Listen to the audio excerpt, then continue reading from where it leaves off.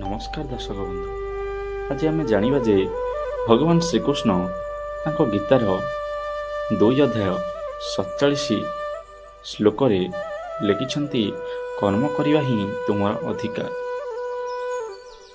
ସେ କହିଛନ୍ତି, ତୁମର ଅଧିକାର କେବଳ କର୍ମ କରିବାରେ ଅଛି, କିନ୍ତୁ ତାହାର ଫଳ ଉପରେ ତୁମର କୌଣସି ଅଧିକାର ନାହିଁ।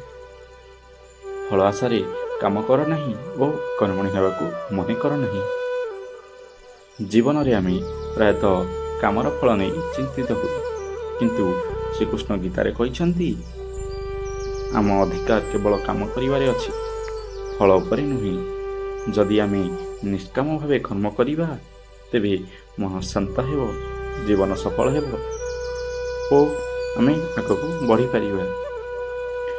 ଫଳ ନେଇ ଭୟ କର ନାହିଁ, ଭଲ ଭାବେ କାମ କର ଓ ଫଳ ନିଶ୍ଚୟ ମିଳିବ। ଏହା ଗୀତାରେ ବର୍ଣ୍ଣିତ।